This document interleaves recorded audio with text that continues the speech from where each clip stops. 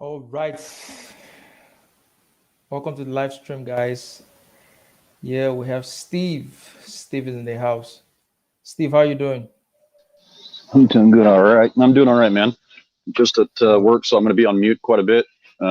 If you've ever been in a machine or like a car shop, it's pretty loud. So, but I'll be here putting in my So 2 that's cents fine. whenever I can. Yeah, I really appreciate you for coming. You know, I always love to hear your thoughts, Steve.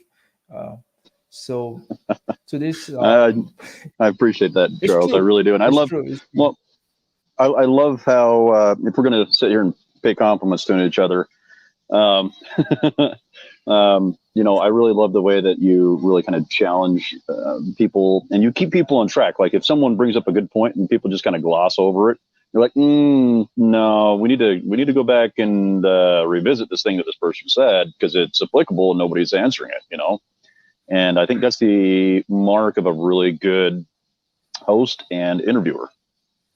Yeah, Steve, you had to give me a compliment.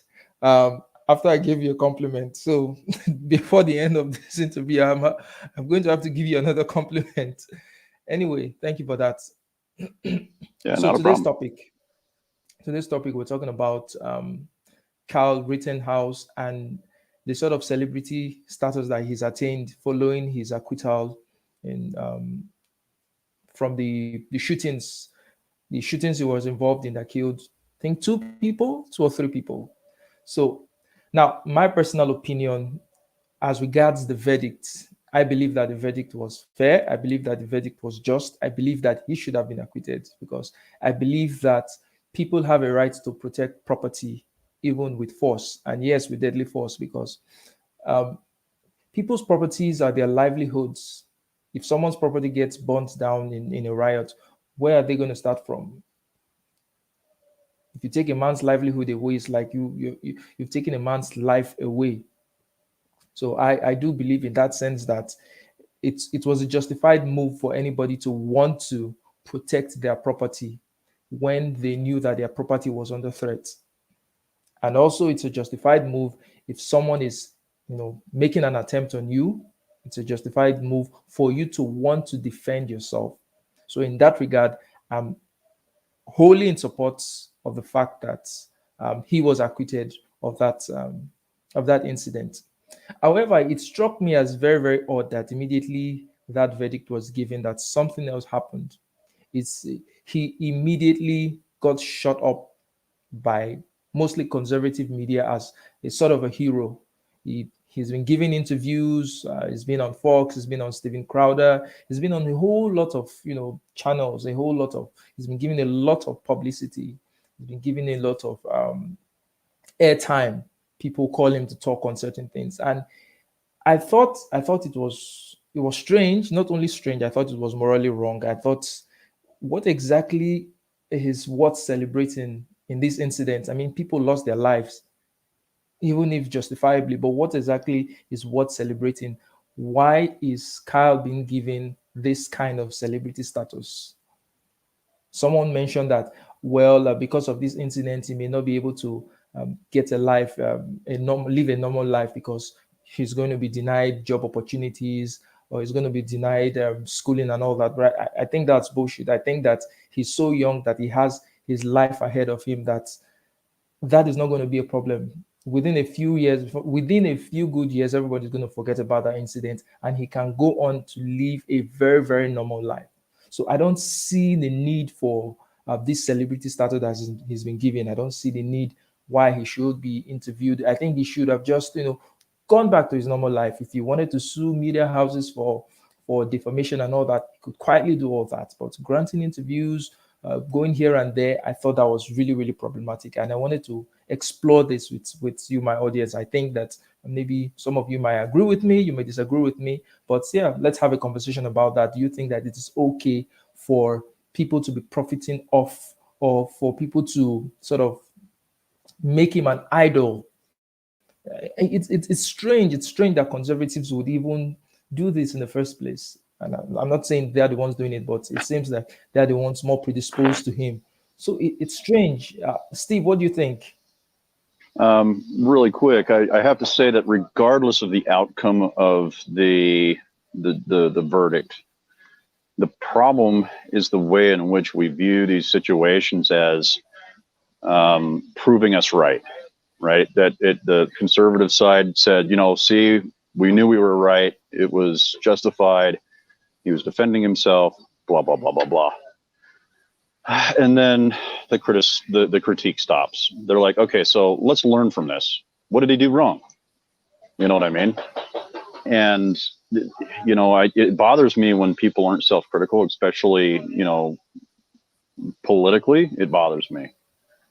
And in this case, I think we all have to admit that right now he's going on tour on all these interviews, basically to be a stuff it to the libtards kind of a mentality. And I don't appreciate that. I don't like it. Being a lefty Second Amendment supporter myself, I am actually kind of really pissed off that they're doing it. But I think people are just genuinely curious about the entire case. And when you get into the details about what happened with his first two attorneys, and you're like, holy crap.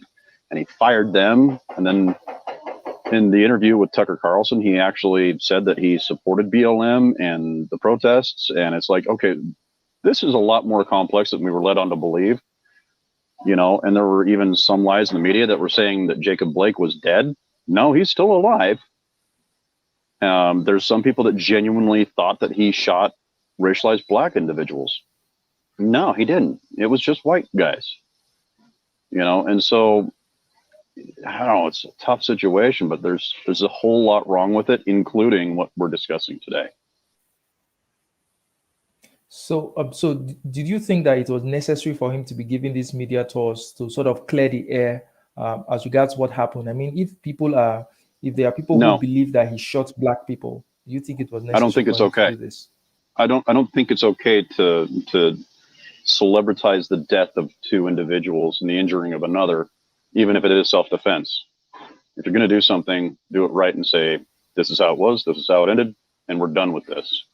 It shouldn't gain that kind of attention.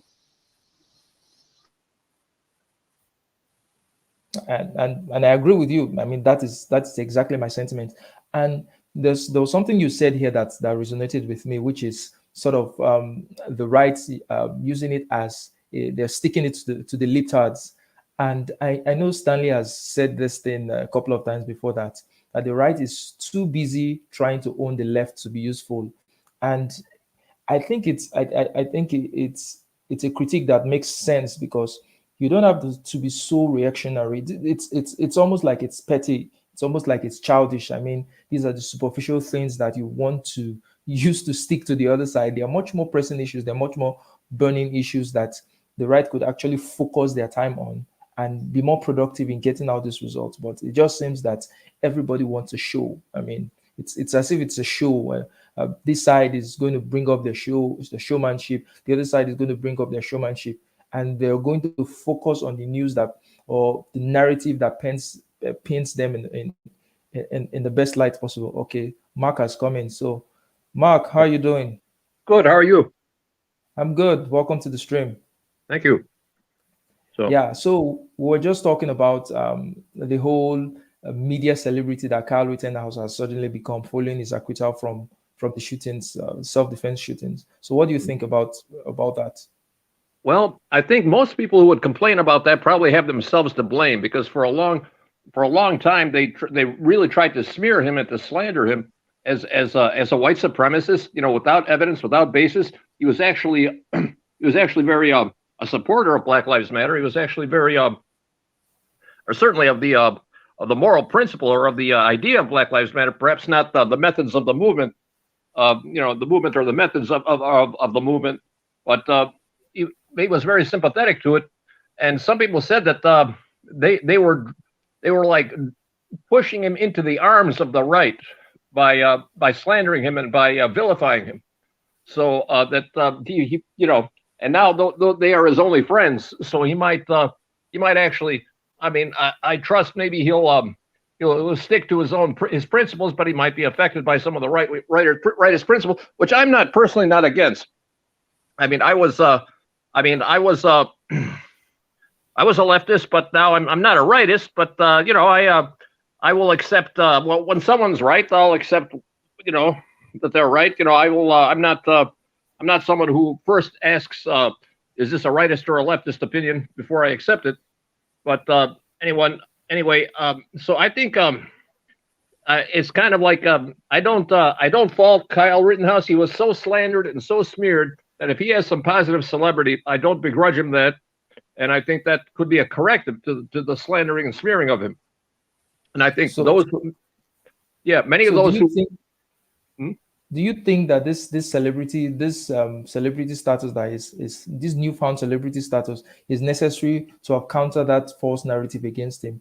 Aren't there other ways that he could have fought that narrative without being That's a really good point. being invited to speaking events and all that? I don't think so. I really don't think so. I think the media, the mainstream media, was very complicit in the smearing of him. I think he has to go with more partisan media. And really, this is more than just about Kyle. This is really about people being slandered in general. I think this is good for society that he can counter that. And and as long as he stays on message or for his own principles, and doesn't continues to support racial justice and things like that, and continues to support the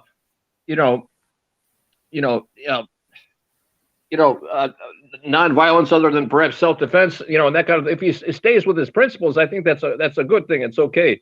If he abandons his principles and accepts some others, then that might be bad. But I'm personally, in this day and age, I'm not fearful of the right wing. I think there's some. I'm not fearful of conservatives, and I think their mischaracterization or being conflated with fascism and with Nazism. I think that's a very dishonest rhetorical trick. It goes back all the way and before to Stalin calling Trotsky a fascist. You know what I mean? It's an old Stalinist rhetorical trick to call anyone you have disagreement with a fascist. And I think some people are just and I think it's unfair to call every conservative a fascist. So and I think in some issues they could in fact be right. So, but that's not the point. Wouldn't it make more sense to have? Wouldn't it have sent a stronger message if he had sued those media houses that had slandered him and gotten as in won a case against them? Wouldn't have sent a stronger message than just going about giving interviews and being a celebrity? I mean, what is there to celebrate the deaths of people, even if it's justified? But I don't see any positive thing that comes out of just being a celebrity out of this. He could very well sue those people, sue them very well, and make his money from them or send a very strong message to them. But I don't know. I don't know. It just in a day of sit right with me. misinformation, though, Charles. In a day of misinformation, this is the best we can do.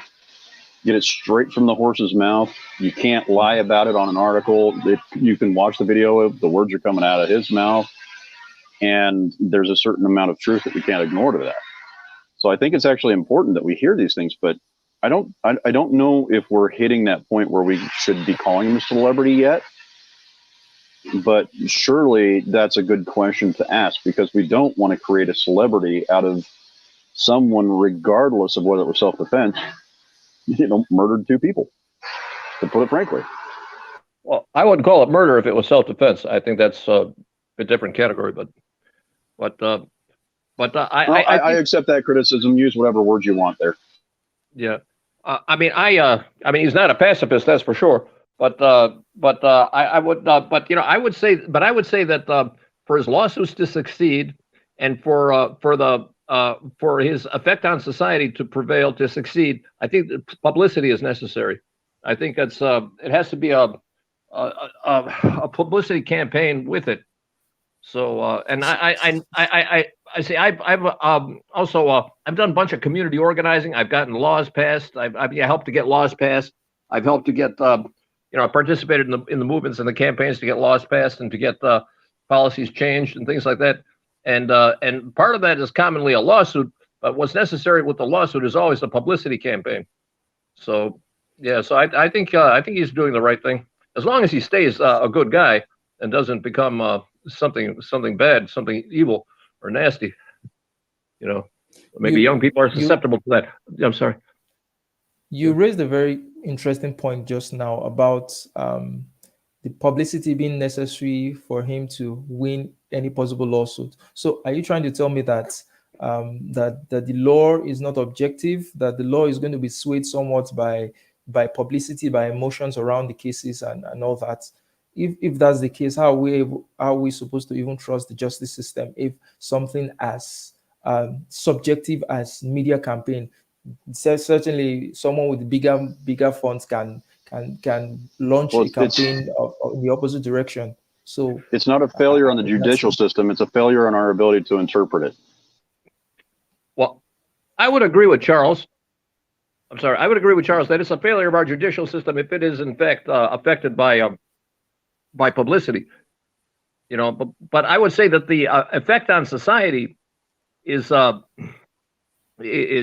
publicity is necessary for that, and I would say that the law. I mean, I don't know. I think like in community organizing, I think we had a little bit of a cynical, realistic view of things. We thought that sure, the law shouldn't be, just judicial system shouldn't be affected by the publicity, but we thought that it probably was. So we did the publicity campaign anyway. But it was, yeah, and I don't know how much it was to pressure the judge, or really to pressure elected officials and policymakers to pay attention to the lawsuit, and for the public to pay attention to the lawsuit is so maybe it wasn't entirely ethical for us to try to pressure a judge, and I'm not sure. We never said we did that, but I think we all probably understood that was what we were doing. But we were explicitly trying to pressure elected officials and the public, and pressure the officials, with the public opinion, so affecting public opinion. So, yeah. So that is a good and interesting question, Charles. Yeah, I think so. Yeah. So, Steve, you said it wasn't a failure of the judicial system; it's a failure of our ability to interpret it. What do you mean by that? You want to expand on that? In a minute.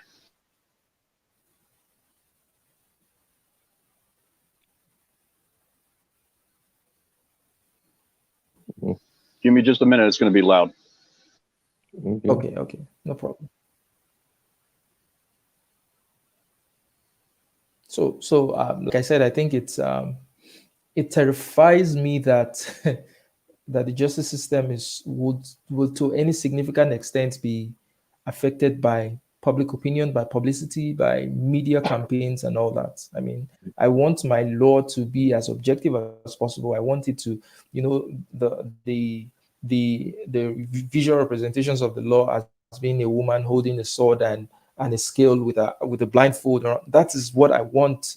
That is what I want from any sort of justice system, because when emotions start getting mixed up with law, then a whole lot of things can go wrong, and I don't want such things to go wrong. So in this case, if that's what's been happening in America, then you begin to ask yourself how pernicious this is. How many cases have been awarded on the basis of the emotional reactions that it has garnered over the years, and how are people supposed to trust that if they do not have the money, if they do not have the backing to carry out such campaigns, that they're ever going to get justice? What's the confidence that people will have in the justice system with this sort of cynical realization? I agree with you, Charles. I also think that that many activists are now actually seem to be trying to influence judges and juries in just that way, with intimidation and pressure and that sort of thing. And it seems that's what's going on in the high-profile cases. And I do have a similar problem with that. I think I agree with you pretty completely on that. I'm not so of the activist mind that I would not so lost in the activist mind that I would. But for some people, their political objective justifies any means necessary, as they say, and that could mean quite a few things that are not very nice. But I have a little problem with that slogan. I mean, I think when it was originally used, it was perhaps a little different than it is now. I think when someone who's a person of faith, for example, uses it, and like Malcolm X or someone like that, they use it. They mean by any means that are acceptable to God. But I think some people who don't have that kind of a moral compass, but any means necessary could mean some very nasty things, I think. But yeah.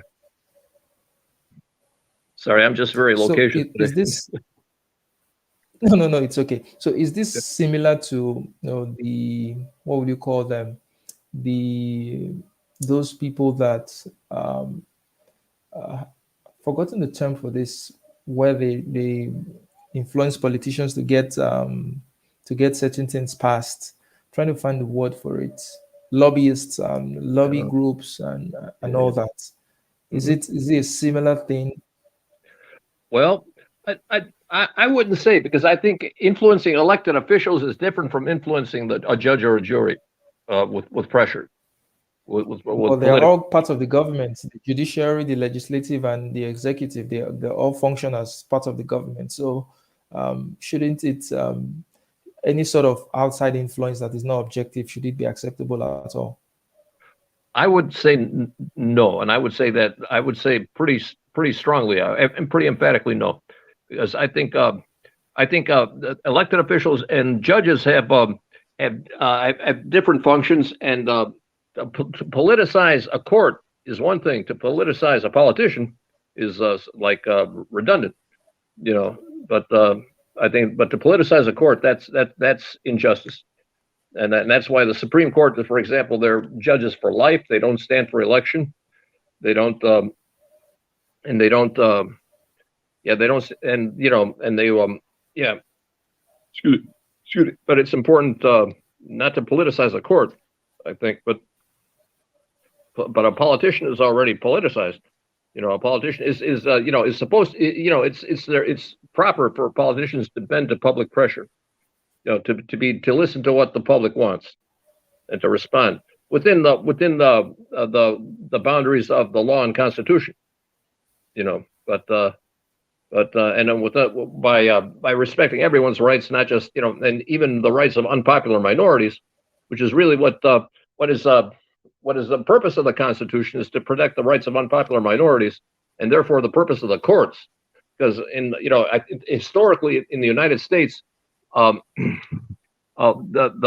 politicians, the police, all things like the police, for example. What's the racism of the police? See, the police, they have the prejudices they tend to have the prejudices of the community that they serve. So if they're in a very racist city, there will be racist police, or they will anyway behave in racist ways. If they're in a very tolerant city, they'll be tolerant. So commonly, the police get politicized, and politicians are always politicized, but the courts are not to be politicized. The courts hand down decisions, and then the police will abide by them, and the politicians will abide by them. But see, the courts are who most protect unpopular minorities. I say, and yeah, and that's I say they're the most important factor in that. There are very few people, very few police cops or politicians who will say, well, I don't care if I get in trouble. I don't care if I get fired. I don't care if I'm not elected. By God, this is America, and I'm not going to mistreat that person just because everybody else wants to. You know what I'm saying? I think there are very few people with that kind of moral courage, which would be a little bit like a career suicide for them sometimes, and not that I don't think they should commit career suicide, but I think there are very few people who would.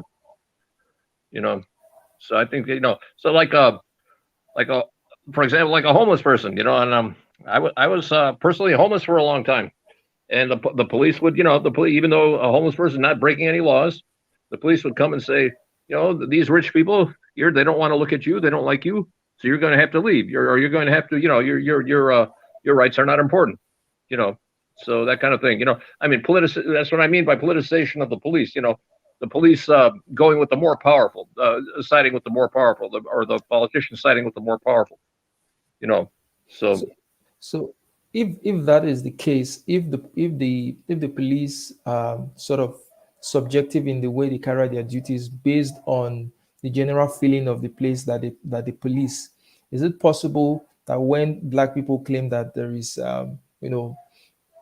there's systemic issues with the way the police treat them, is it possible that that might be true? Because if they are living in a generally white area and those white people in that area have some sort of prejudice against the Black people, is it possible that the police would act in a racist or prejudiced manner against Black people?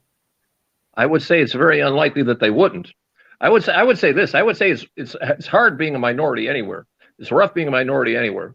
But I would say that the United States is probably one of the has done the most work and the most progress on trying to make that better. I would say most other parts of the world, I think that nobody even talks about it.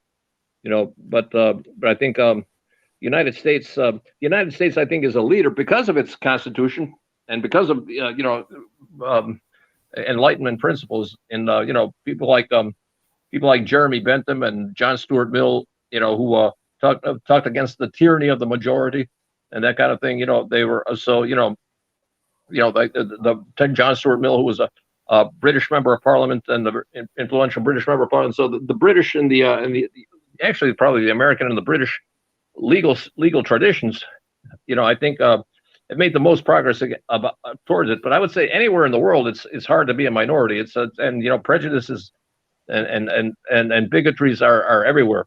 Really, I would say that anywhere in the world. I would give the United States credit for making a lot of progress on it. I mean, it seems like it's a terrible place because there's so much criticism being voiced in the United States, but that's because criticism is allowed and welcomed in the United States. So, and that's why progress is made. And so I would say there's I would say that it's true what they say about racism in the government, in the system, however one would define systemic racism. But I would say it's definitely true. It's true about but it's true everywhere. It's true everywhere in the world, and it's it's even hard to be left-handed in the right-handed world. It's rough being a minority anywhere. So, yeah. So okay.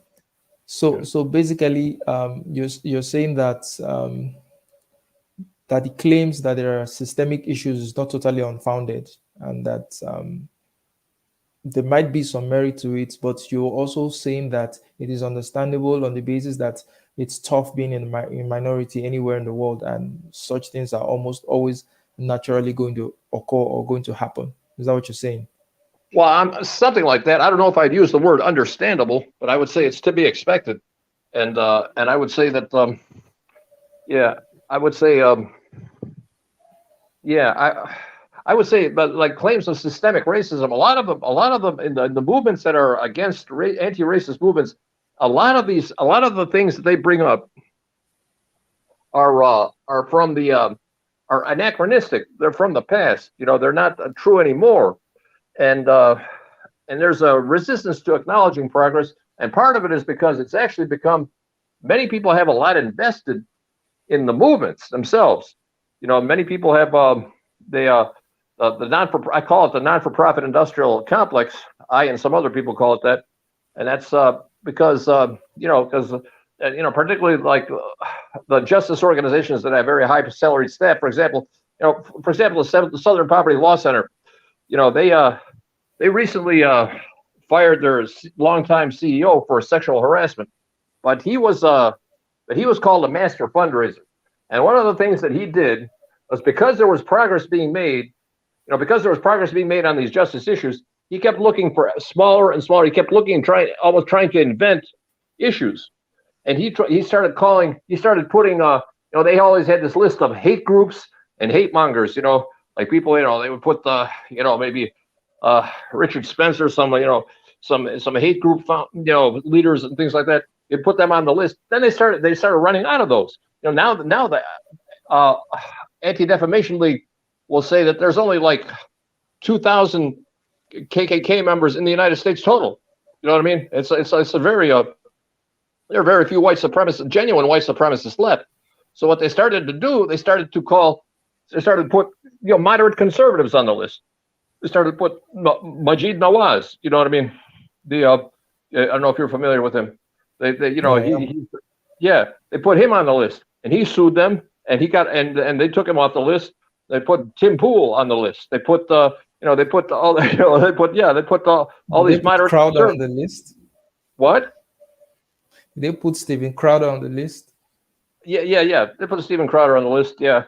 They put all these people. They put Christina Huff Summers on the list. The one who's like the moderate feminist who wanted to say that the feminists, maybe the current feminists are maybe a little too zealous. You know what I mean? That kind of thing, or a little too, so they put her on the list. Anybody who criticized the left movements, they put them on the list. So that it becomes a kind of a fraudulent, or like dishonest rhetorical kind of methodology to call any conservative a fascist. You know what I mean? So and that's it's all part, and it's part of that. A large part of that is because there's progress being made on these issues. But the non-for-profit industrial complex doesn't want to be obsolete. The non-for-profit industrial complex, the justice organization, should be working for their own obsolescence. They should try to make a just society so it would make them obsolete. You know what I mean? But they don't want the obsolescence. They have they have comfortable livelihoods invested in that, and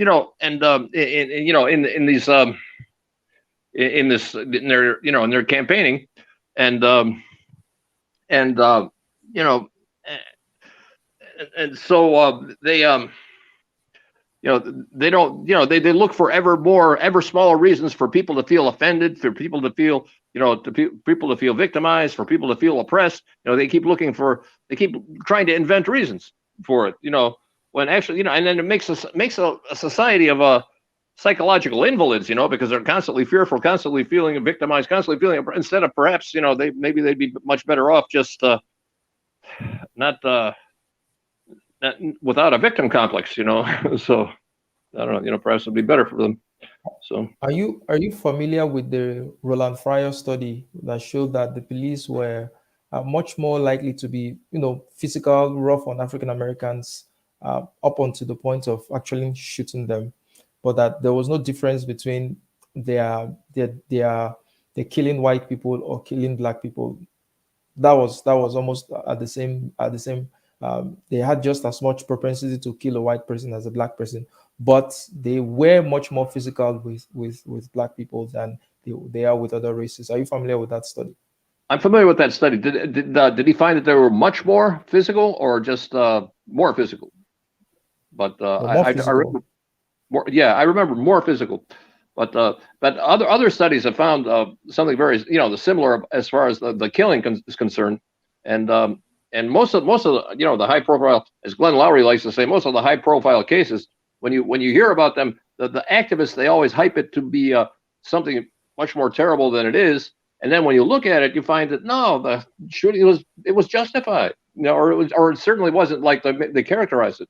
So there's so there's definitely and I think that's a problem in society. I think that's I think it's a problem that I think and it appears it shows it's very divisive, I think, for our society, and it's very and it's and it takes for one thing, like Glenn Lowry or black conservatives would say that they're actually like police shootings are, for example, like they're in Chicago. I'm in Chicago, and police shootings are less than 1% of all the shootings in Chicago.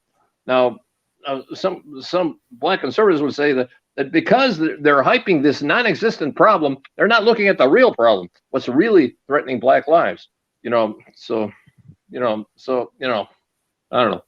I All don't know if I. right. But Dev, welcome to the conversation. Go to sleep.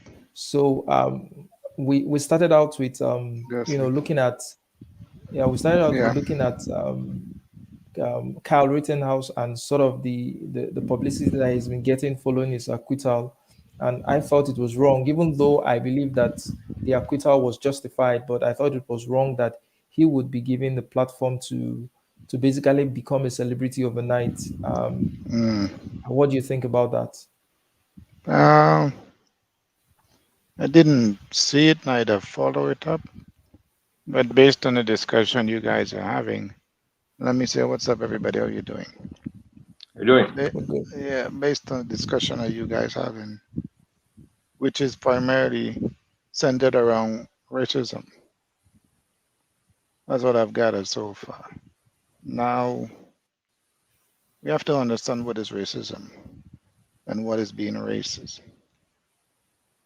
You see, a guy that call you nigger or whatever, he just projecting racist law. To be racist, you have to be in control of a system or managing a system that can deprive other people. So when we're looking at racism, we sometimes focus on people who are not significant and not focusing on who having the machine running that is perpetuating the racism among the others that we classify as racist. Because I tell you you're black, that don't make me racist. Maybe it makes me ignorant. But when you look at what does racism mean in its context, it means power to be able to literally destroy another race of people or keep them at a certain level. Typical example, the system in America and elsewhere was not created for black people. We just happened to be there because of the purpose we are there for, the purpose that they took us there for. We were supposed to come do a job and ship us back or whatever. It didn't happen that way. So now we are trying to be successful and be all of that they claim that America gives to everyone. But you're going against a wave that is against you in the first place. You're literally going against a tsunami because the people that controls the machine dictate who goes up and who don't. That is why you find a few of our brothers and sisters, quote unquote, make it to success. But when they do that, do they look back and pull up other brothers and sisters? Oftentimes, no, they don't. They move to the richer neighborhoods where they are protected, part of the 1%. So the point I'm making is that when we're looking at racism, we have to look at it in the context of what it is. Joe Smo on the side of you shouting out nigger and this Okay. and that. Come on. That person is not, that person, even if it's a white person, yes, they have a system that gives them privilege within that system. So that's the reason why they can use those type of language. But does it make them racist? If you look at it closely, you see the people that keeping you down and keeping you in the ghettos, fighting against each other because of the environment that they created. They're the one that control you. Not Joe Smo across the road who may not, feel a certain way about you. So when are we going to target the system itself? That's just my bit here. Okay. Interesting point you raised.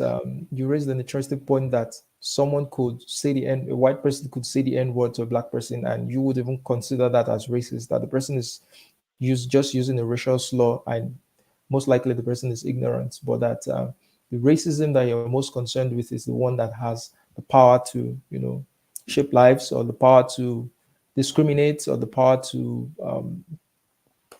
hold people back. So I'd just like for you to, can you give specific examples? Because when you said that the system was not designed for black people, it was designed for, say, white people. Can you give specific examples or instances of the system in work where that design that it wasn't designed for black people played out, at least currently? Okay. Let us look at who is in power now economically. Who is in power now economically? Who controls the banks? Well, Who well, controls? how do you define power? I think Steve just asked the question. How do Yeah, you I define saw it. power? Power in the sense of ownership.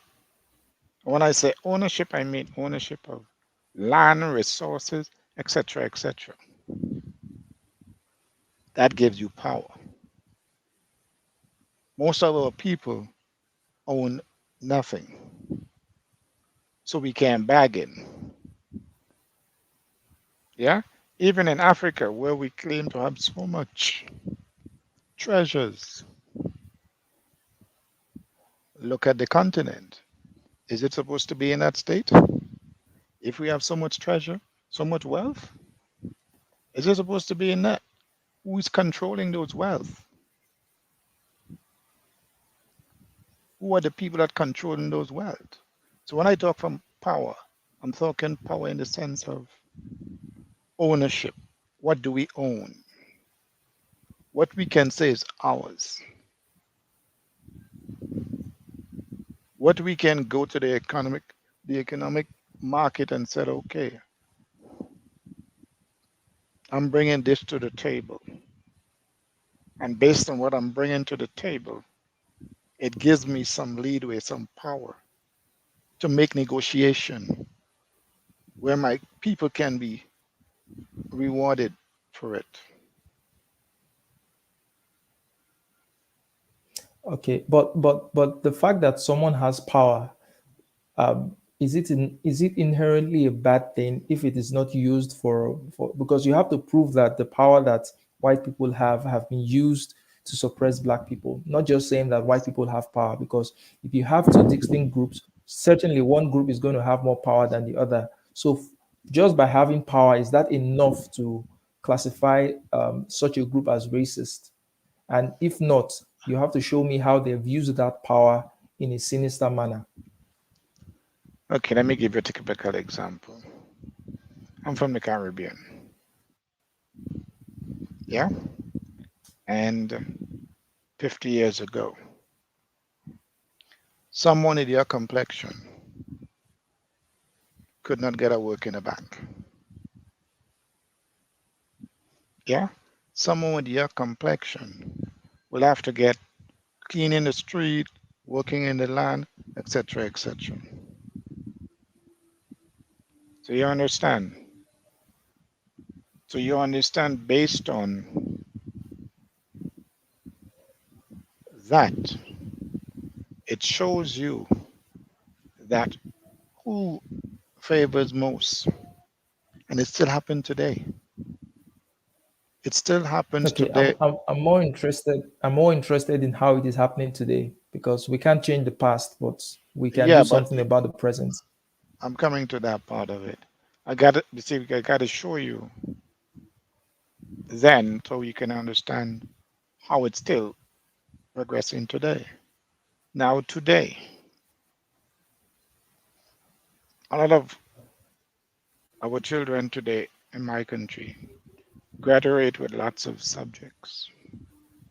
Yeah, and my country is not a wealthy country, but we have a very young population, and there is what I would call an off balance, whereby depends on who you are. And I'm not talking about someone looking like you. I'm talking about people with lighter skin than us. They get more privilege than us. Let's put it this way. A European coming from Europe, he will quicker get more privilege than you from the same country, have the same amount of money coming to do business here. They will quicker hold you down. And we have seen it over and over. They quicker hold you down, put you through a lot of red tapes until you get fed up. But that guy will get through and even get concessions that is way out there. The point I'm making is, bro,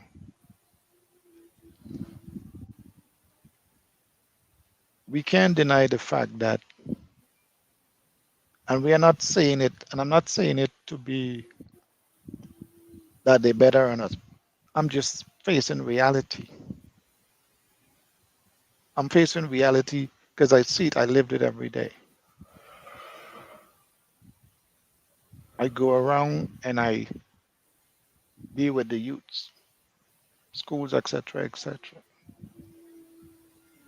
And when you go to these politicians who look like you and I,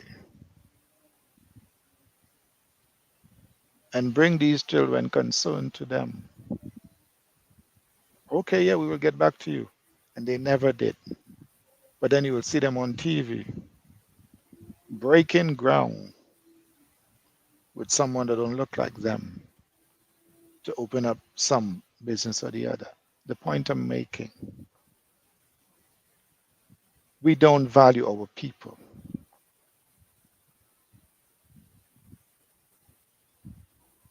So, Steve, jump right in.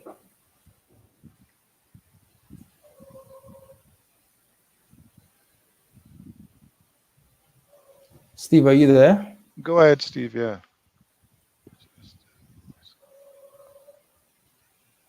Steve, you wanted to address the Oh, definitions of you power said, that Dev gave, and oh, yeah, he said he had to okay, get let this me. work done. Stand, Sorry for talking too long, bro. okay. Oh, no, no, no, no problem. Stanley's back. Mark is back, and Stanley's back. So, Dev. Now, my next Oh, question is great debate. Mark and Stanley. Hey, Stanley. what's up, Stanley? How are you Hey, doing, Stanley? Stanley. I'm good. Hey, Devon. Uh, Yeah. So, Stanley, jump into the conversation. Yeah, gosh, I hate to backtrack. So I, you all are going to hate me, but I disagree with how Nat Turner wasn't rebelling out of the love of his heart. He saw who his enemy was, and it was racialized.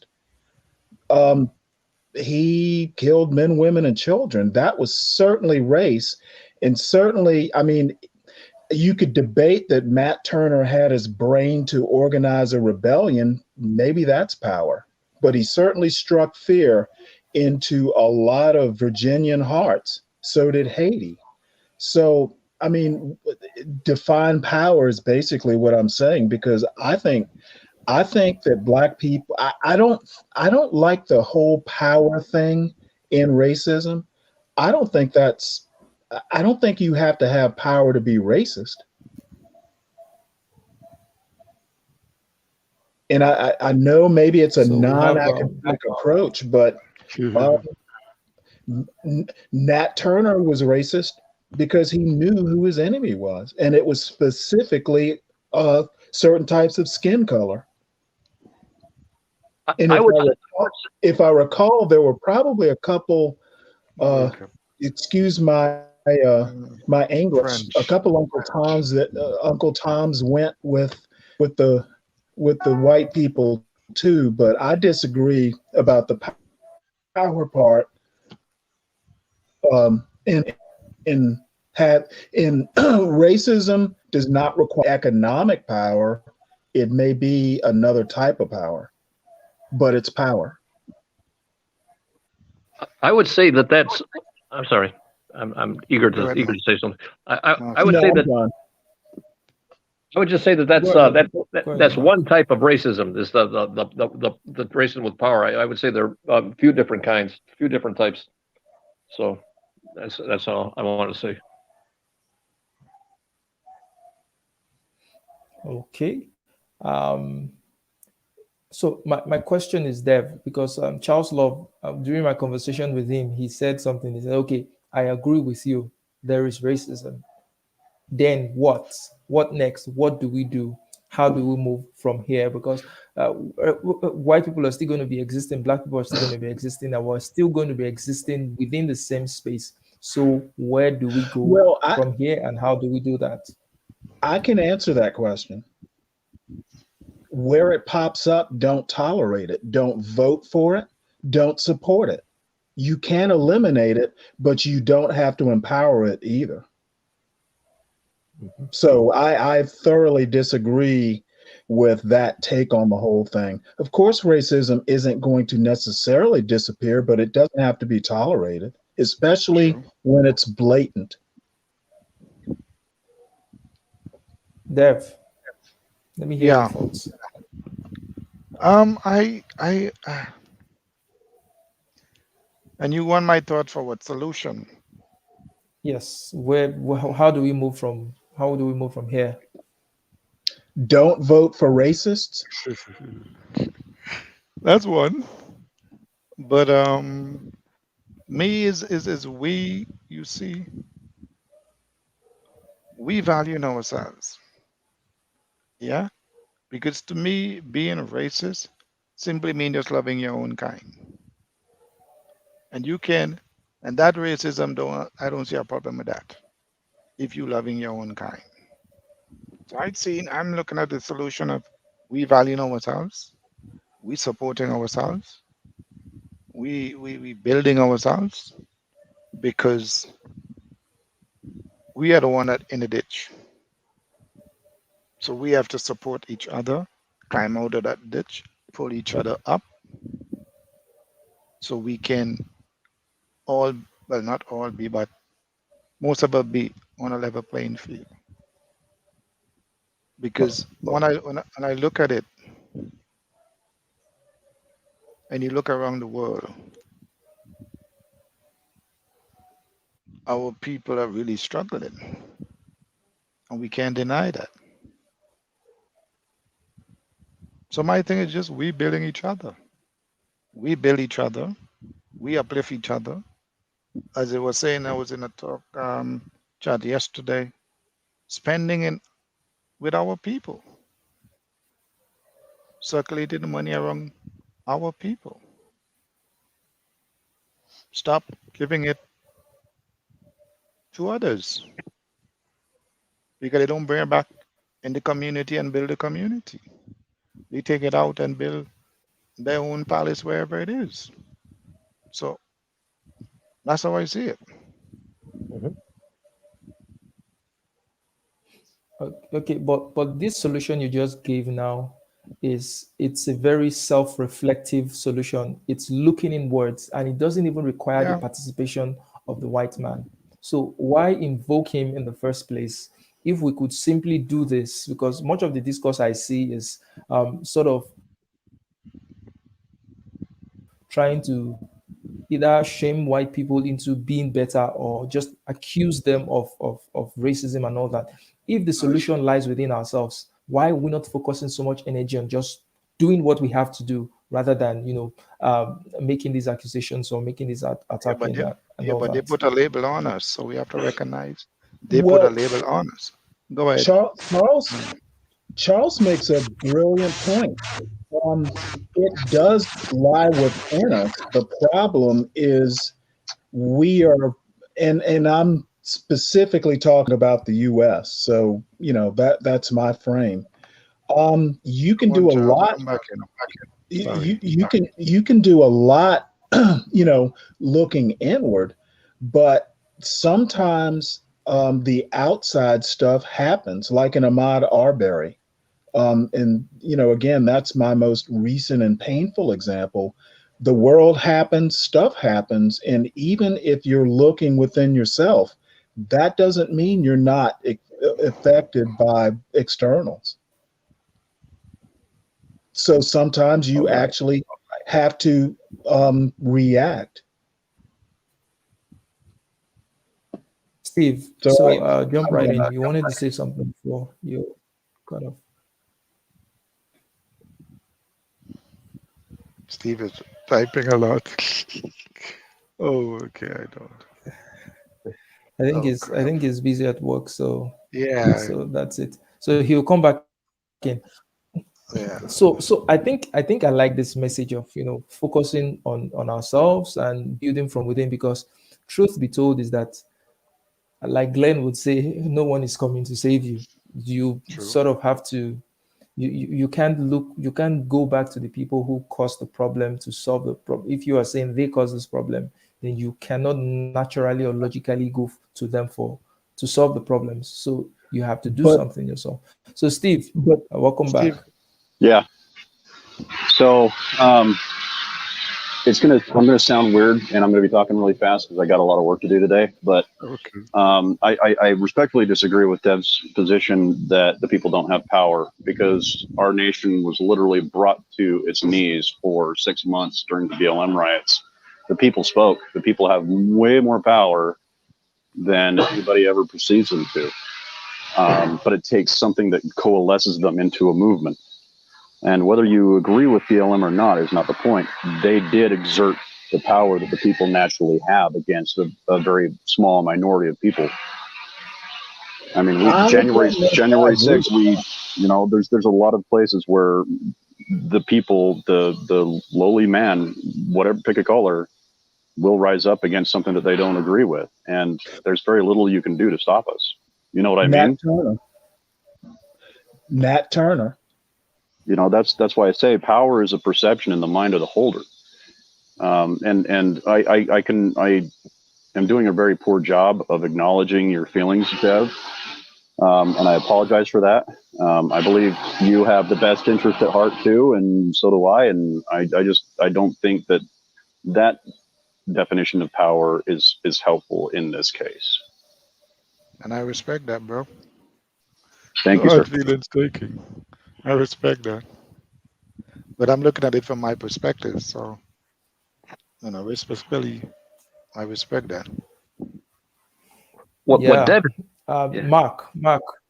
I get. Yeah, I wonder if I can't stand staying quiet too long. Sorry, but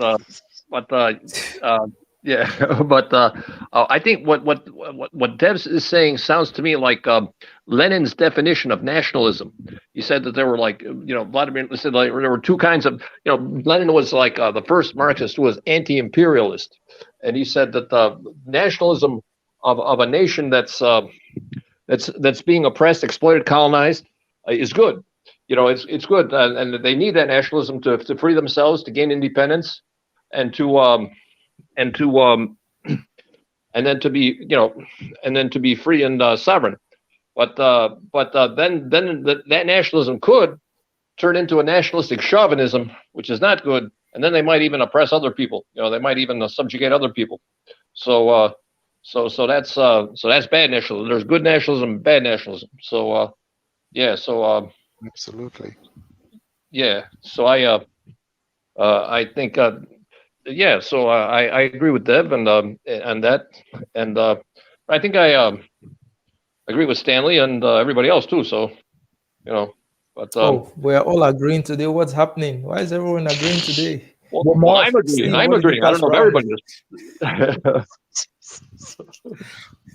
It's a I'm good easy to get along thing. with. Yeah. It's a Oh, is good it the thing we Christmas? agree. Is it the Christmas?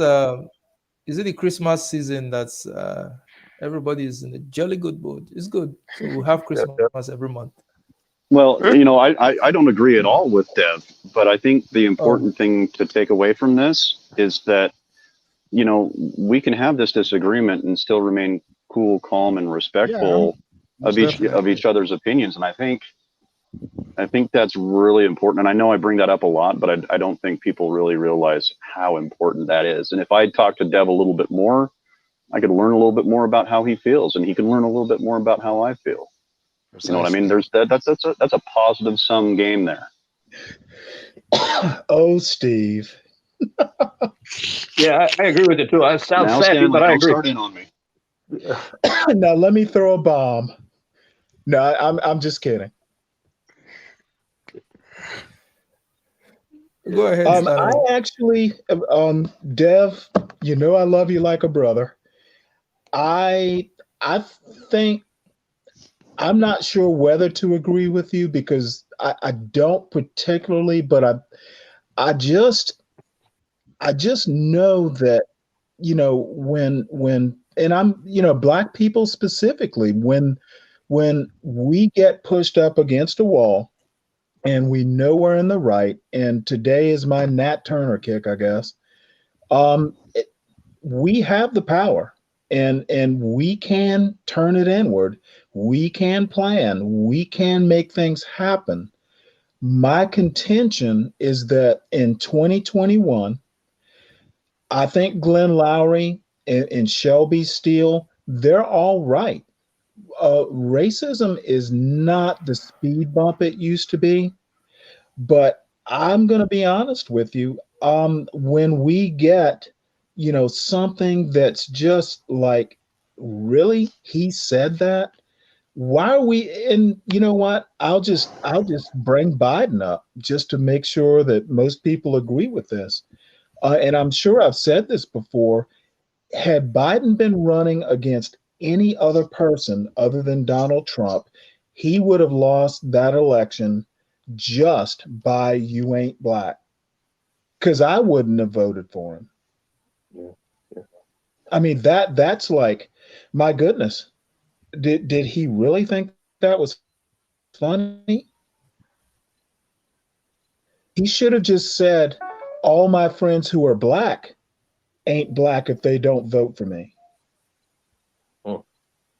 So my bottom line is, don't vote. Sometimes things are just blatantly racist, and we're in this particular uh, year we were kind of trapped between a huge racist and a old racist.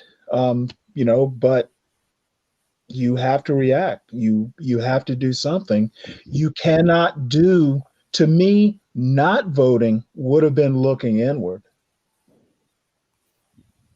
and really not solving the problem, not having your say. So yeah, I probably took this like on some weird, tangent, but I just think turning inward is probably plan A, but sometimes there are external factors and you must react and not tolerate Okay. it. So Deb, I wanted to get into something that you brought up about sort of a critique of black leaders in the Caribbean and all that.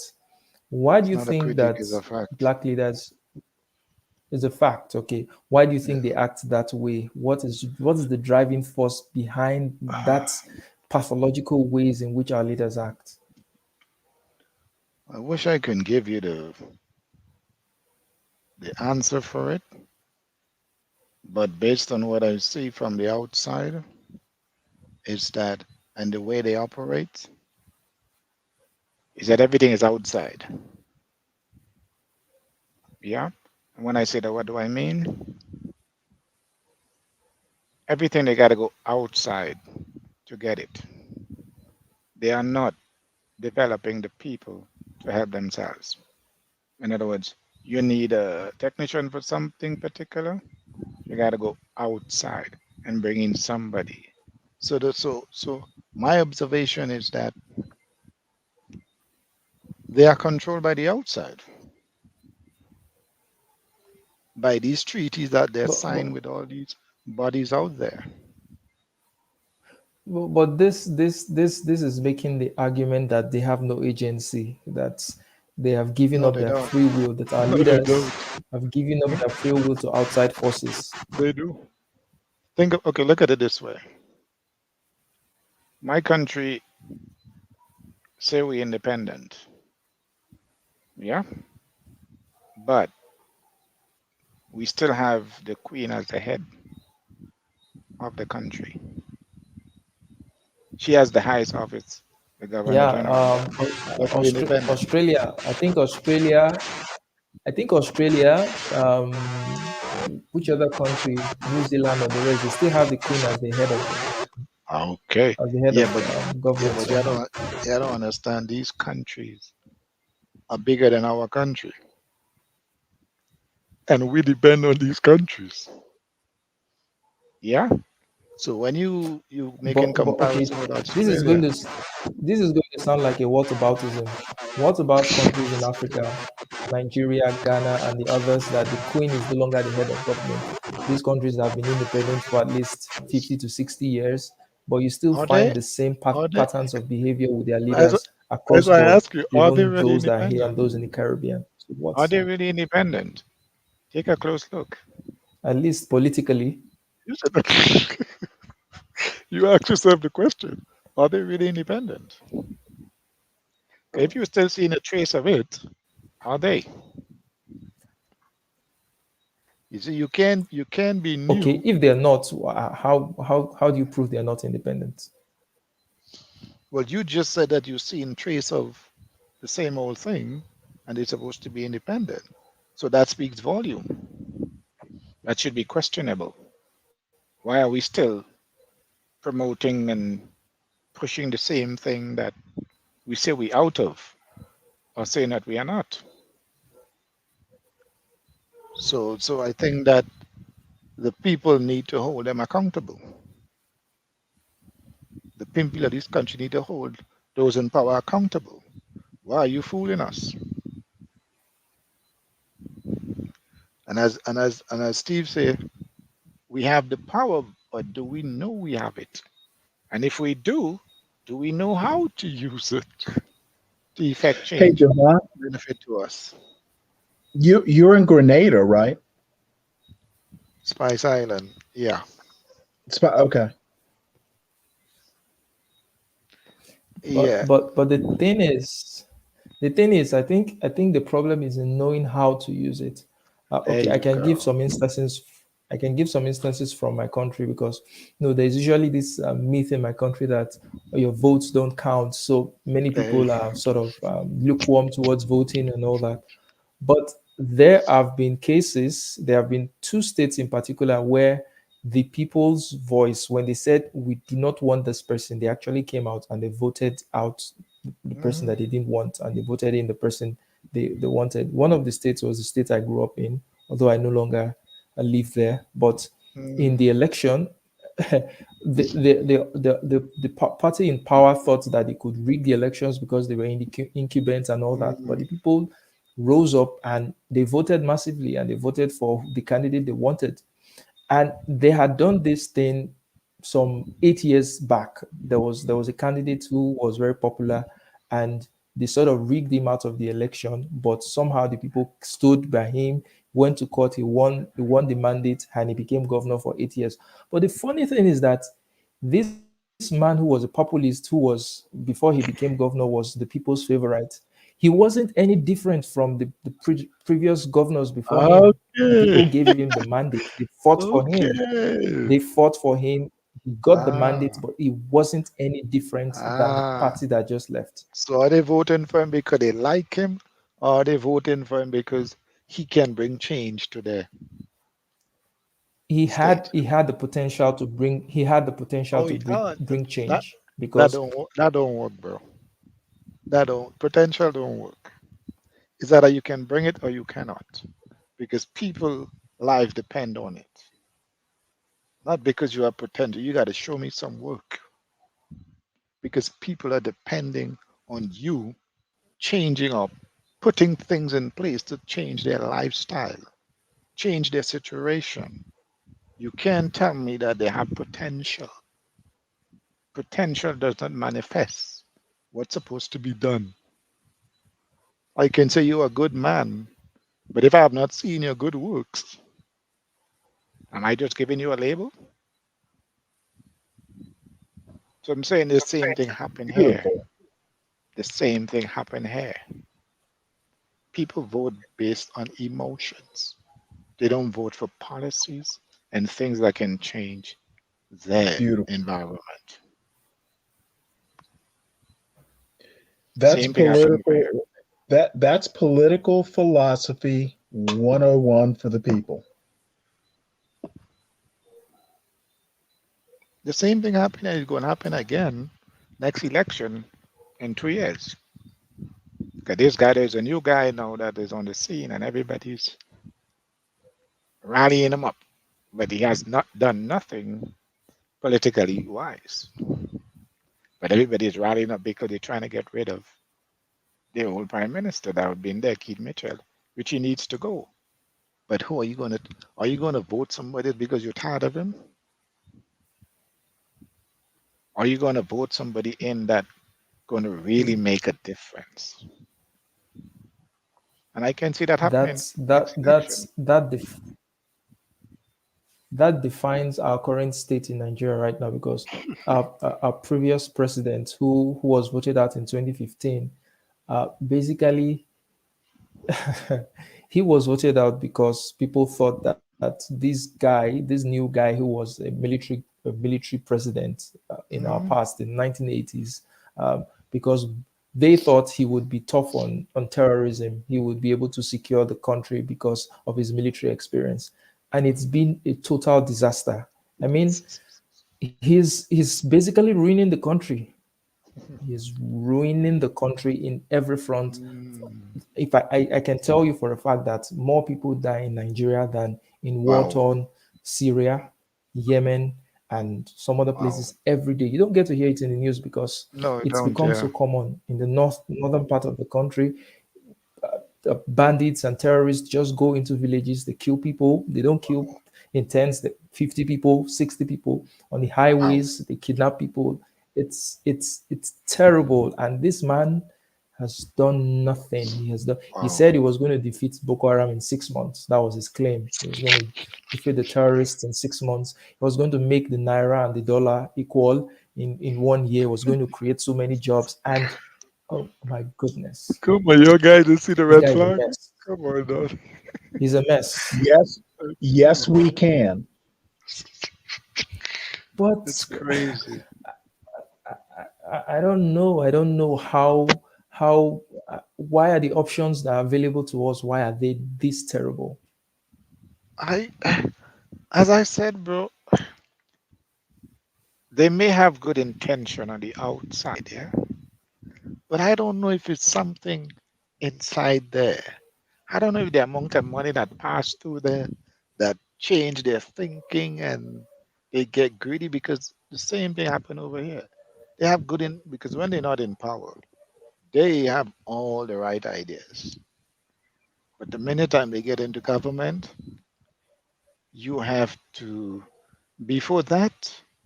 They'll come to your house, sit down and talk to you for hours because they want your vote.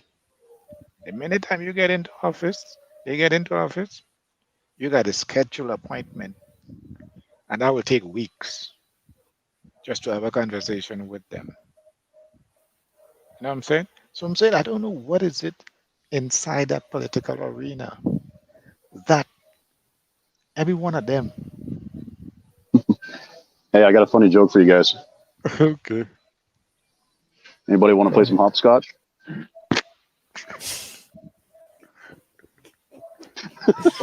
Yeah, you know you're laughing, Charles. Okay. You know you're laughing, bro. Is this what I think you're talking about? Oh boy. We are way off topic of the show that we started with. That's why I'm saying we're playing some hopscotch. Okay. Well, okay. I get it. And I'm gonna chuckle and go on mute. Well, I just thought it would be funny because we just had this Hopefully that- conversation last night. I mean, it's Charles's show. He can talk about whatever the hell he wants. I'm just saying it's funny. Actually, that was really funny.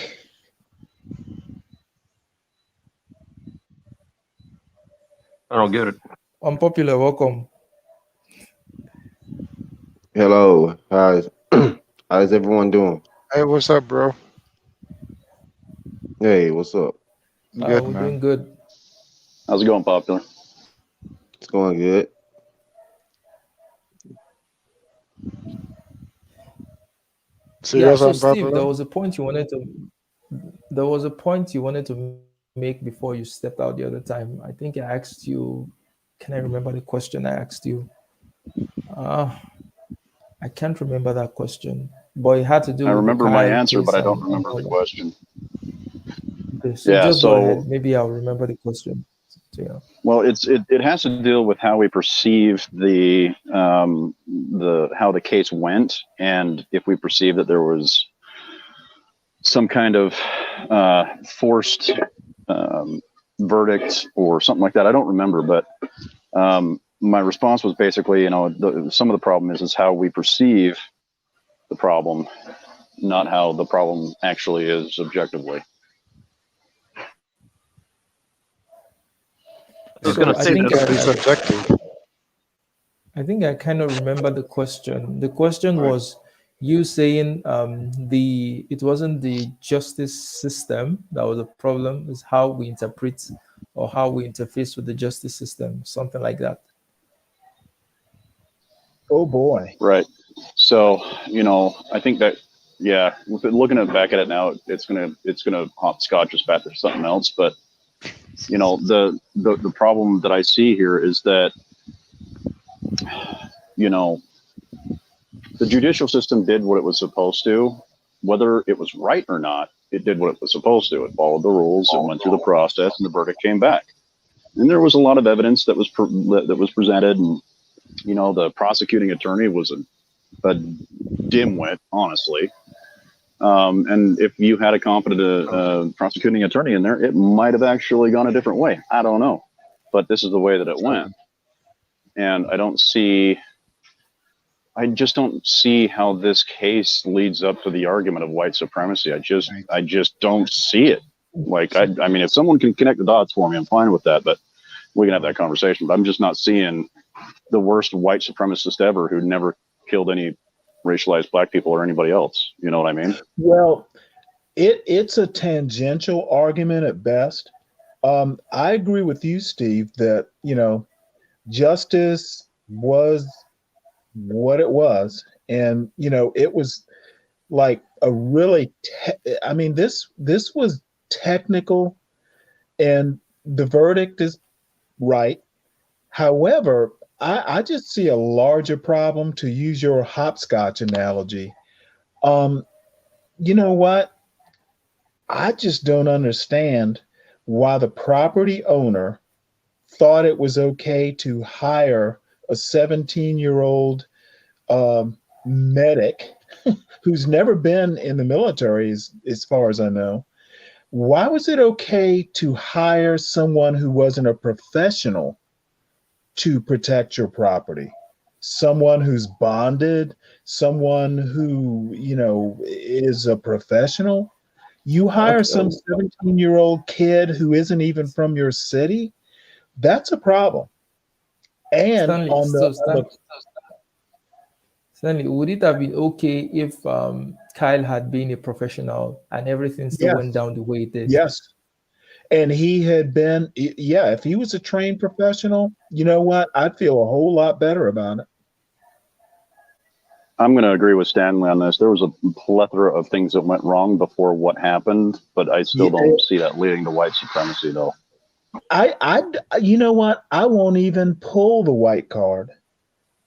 I'm saying I can't even say it's a cultural problem, but from the business owner to and Steve, y'all may know more of the details, but how Kyle came to own the gun. Originally, the story was his mother bought it for him or something, and that's been disproven. But why this kid thought it was okay and why the business owner didn't hire professional help. I mean, my father's a retired cop. There are plenty of actual peace officers who work part time that you could hire off duty who have the power of a badge. I know this from personal experience because my father used to do it. Why would you hire a 17-year-old rather than an off duty cop? Well, you're Stanley, definitely there's a not going to question find an for you. argument from me on that. There's a question for you on the I screen. did no. I don't know. I don't know Wisconsin law, but the judges ruled, so no, it's not against the law. But I will start making moral judgments. Why is So, a 17-year-old? Why is a 17-year-old protecting property? right. Well, to fill everybody in, it's not against the law for a 17-year-old to open carry a rifle in that state. So he was well With within his that, legal rights to carry it, and he doesn't need an with excuse legally. is he was Rittenhouse a Wisconsin state resident? What if he were Stanley? If he was a resident of that state, would that have Well, made it any the better? technicality was the length of the barrel of the rifle, from what I understand. Yeah, it was a long barrel rifle. If it would have been a short barrel rifle, it would have been against the law. Right. Oh, So yeah, I mean, but even beyond that, let's just say the judge made the right ruling, the jury did the right ruling. I'm going to hopscotch back to the background story, and Kyle Rittenhouse should have never been there. And I understand, at 17, you're within a year of being a legal adult, but I just find, his parents or his guardians and property owner who engaged him when there were people with law enforcement credentials to protect the property. Was Kyle Rittenhouse the cheapest option? Maybe that's the whole thing, but you know, um, I don't think the business owner made the right decision. all right, Dr. Mason, jump in. Oh, thank you so much, Charles, and thank you for adding me to the already full room. I really don't have Well, anything much to add now to with you what in was here, we have actually. full hearts. Thanks, Steve. I don't have anything to add to what Steve and Stanley were just talking about, which is the hilarity of it, because he was talking about hopscotching. I was inspired to join because I wanted to learn more from Dev, but I don't want to uh, derail, I guess Steve would say, the conversation. So proceed without me, and I'm in the chat box talking with Dev, unless we actually want to go back to that topic. Well, I have one last thing, and it's going to be an old broken record. I worry about our kids. Um, there are older people like property owners and parents. I don't know what they're doing, but I'm not sure you can blame millennials or whatever generation Rittenhouse is. He doesn't have a good foundation. Wait, Stanley, is that the worst thing that Kyle could have been doing at that point in time? Aren't there worse things that he could have been Does doing? he have a? Did he graduate from high school early? I think he's looking to go to college now. Okay, so he graduated from high school at 17. Yeah, I did. That's not my point. I didn't ask about you. I asked about Rittenhouse, and I don't know the answer, so I'm as bad. But Stanley, it seems like you're trying to find you're just trying to find somehow to make a moral case against Yeah, Kyle, where there there's a is huge no. moral case. I don't think there is. I don't think there's an understandable Well, moral no, case I'm against him not because talking if about the crime or non-crime. My thing is, why the heck was he there in the first place? 17-year-olds can go to Why was war, a they can go to non-professional war to hired to kill people protect and property? get killed, and they can't protect their neighborhoods. Why are you Aren't 17 hiring a aren't they in the non-professional? military? You don't have to be a professional in America to be able to handle guns or to use guns. And Is there a that's law our that you have to be problem. a professional? And that is our problem. You don't have to have training. You can just show up with I a didn't say gun you and didn't have to drive it have to sleep. training, but it's part of the rights. I think, is it the Second Amendment rights that people have the right to bear arms? Maybe you can take it up with the Constitution, but it is what it Well, is, you know and what? he acted State within the that you bounds of the reside in. law. That's the whole point. Technically, you're right. But legal does not necessarily mean right. I won't even go there. Legal does not always mean right. Yeah, it doesn't always mean right, but at And least I it agree. and is honestly, objective enough something, for I don't think for Rittenhouse should have been there. And well, everything that's your after. thought. You don't think he should have No, been there. I thought he had the rights to be there if he was invited to come and protect property. I thought he had the rights to be there. legally, If you're he had right. just gone there on his own, and No, you know what? I mean, That okay, is my point. let me give an That's example my from point, my Charles. let me give an example You, from my country.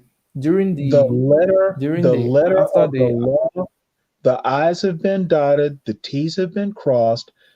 mm, Rittenhouse had a right to be there. The property owner had the right to hire him.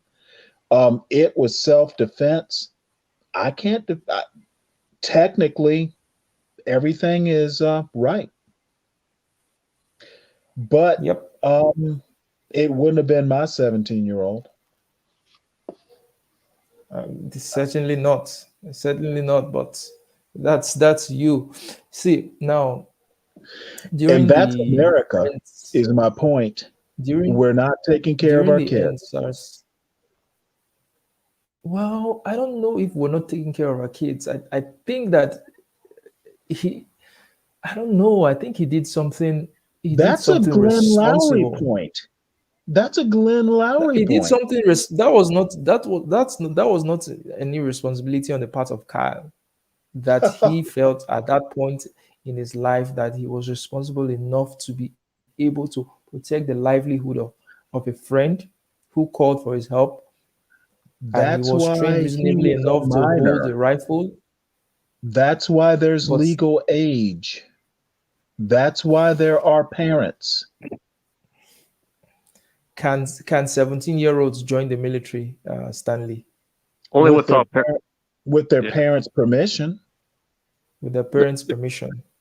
But they Yes, can sir. join the military, and they can With go their off parents' to kill and be permission, killed. they can't just get a friend who's in the military to invite them and then show up. There are different definitions of what's adulthood in different, No, it's different 18. societies. Last I checked, in America, which is the society I'm In kind of America, dealing with here, it's 18. in some states, you can have a gun at 16. We're talking the military. Last I checked. Oh, you can join the military That at 16 with the parents' permission. I thought that's what I said. Yeah, but you can own a gun at 16 in some states. Although Hell, but by in the state law, Georgia, although the federal law says 18. So I'm sure that's relevant, See, but in Georgia, hell, I could own a gun at 9. yeah, But guess what? Guess who's going to be held responsible? And it's slightly off the topic, but we assume when we let kids at 16 have guns that there's going to be adult supervision. And that's the only thing. Legally, everything is perfect.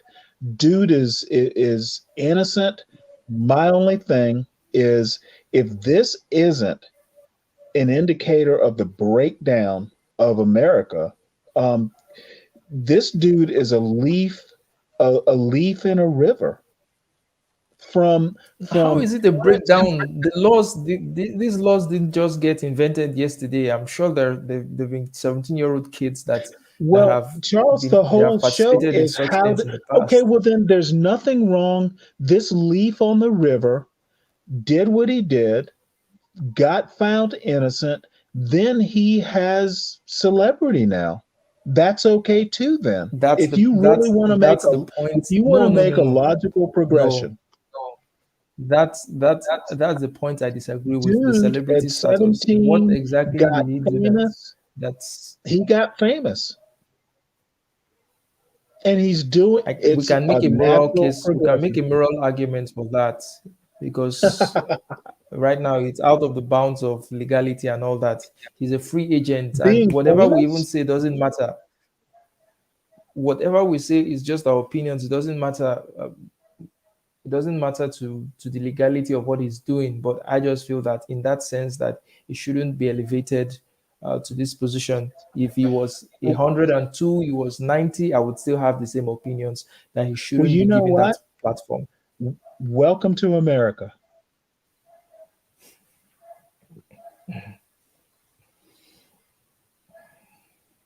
All right, guys, I'd like us to round up in the next 5 minutes. So let's just, Dev, give us your final thoughts for today. Mark, Stanley, then Steve, lastly.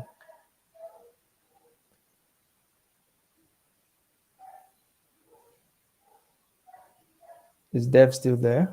he's on mute. He maybe doesn't realize it. Okay, sorry about that. Yep. Go sleep. My final thought. Oh boy. My final thought is: look, we have come a long way. We still have a long way to go. We have a lot of work to do within ourselves. Each one teach one, and let's focus on building each other. Thank you. That's my 2 Powerful cents. words. You're most welcome. Thank you. Thank you. Yeah. Mark. Oh, well, I like what Deb said, and I feel hopeful. I feel hopeful that there could be a better future, and not too long from now. We all try. I have some hope. So that's all really. So really, I have to say. Thanks, Mark. Stanley. Well, I hope that to take Dev's theme, let's look inward and let's not, as Black people, raise Kyle Rittenhouses. All right, Stanley. I'm feeling if Kyle was a kid, you would have given him Stanley's a the beating of handful. his life. Well, you said look inward. I did, yeah. Yeah. I'm not saying about handful. All right, Oh, Steve. my brother. Yeah, so I think everybody made really good points, and to credit Dev here a little bit, I think creating celebrityism in and of itself is an invitation to abuse power in many different ways. And we need to be mindful of who we give that power to, because we get to make that choice. Kyle Rittenhouse is not one of those. Whether it was justified what he did or not, those aren't the kind of celebrities I want my kids looking up to. I want them looking up to me. I want them looking up to people who have integrity and character and a strong moral compass. And I think when we elevate people like this, we're obfuscating the purpose of what it is to be someone to be looked up to. By all accounts, Kyle did nothing to be impressed about. And I think we need to mind that when we're looking at these kind of problems. And I'm, as always, grateful that I was able to be here and talk to you guys. Thanks, Steve, have you Steve. ever thought about doing radio? You got a strong radio voice. Well, thank you. I appreciate that. You're welcome, bro. So, great conversation today, Mark. Thank you for your thoughts and insights. So, Charles, what are your Stanley. thoughts? Well, my Thank you. thoughts is a synthesis of the thoughts of everyone here. I think I agree basically with No, sorry, everything said. no. You can agree. Give her your own thoughts. Okay. Now, I think I laid out my position when I started the stream. On a legal basis, I think Kyle's acquittal was justified. If it were up to me, I would acquit him because I think that the property owner had a right to protect his property, and he inviting Kyle was well within the bounds of the law for him to have done that. And the events leading up to the shooting and every other thing were, well, they were justifiable. They were justifiable, I would say, in my mind. And so that is fine by me. But where I would draw the line is within being given this platform to sort of become a celebrity where he's talking to people, he's giving speeches, and is elevated in society. Like as Steve said, he didn't do anything that is worth celebrating. I mean, people died, whether or not it was justified killing or not, but people died, and there was nothing honorable in all of that. So I think that it's not a good precedent for someone like that to be heralded by the media. And I know that this is being played by one side of the media. It isn't just that. This is specifically done for a purpose. This is a spin. It's I don't know who said this earlier, that it's sort of, I think it was Steve. It's sort of a reactionary fu to so-called the libs. So the right is trying to own the left with this. See, we told you we're right. It's the self-defense, but those things they're not helpful. They're not helpful. They're just causing more divisions, and they're bringing more tensions, because the thing is the left will be under pressure to retaliate with their own narrative, and it will just continue like this side wanting to own the conversation, this other side wanting to own the conversation, and people, the everyday citizens, are the pawns, are the ones who suffer when such Exactly. wars are going on. So that is what I think. Then lastly, to address the point you said about looking inwards, I seriously strongly resonate with that. I mean, that is the basis of my thinking of how we solve problems in the Black communities across the world, including Africa. We have to look inwards. We have to hold our leaders accountable, and we have to take nothing less than the best from them. And that's the only way we're going to develop. So any other thing that happens afterwards is just secondary, but we should be the primary movers in our development. So thank you very much, guys, for coming to the stream. Devon, please, I would love you to keep coming. I like your very soothing, matured voice, the way you just calm the conversation down and lay out your points. It's just so beautiful to listen to you. So I'd love you to always come around whenever we're having our discussion. Most definitely will, man. Thank you All for right. having me. Thank you all. But you Thank did you all for good too, coming man. today. Give yourself a round of applause. You did good. Hey.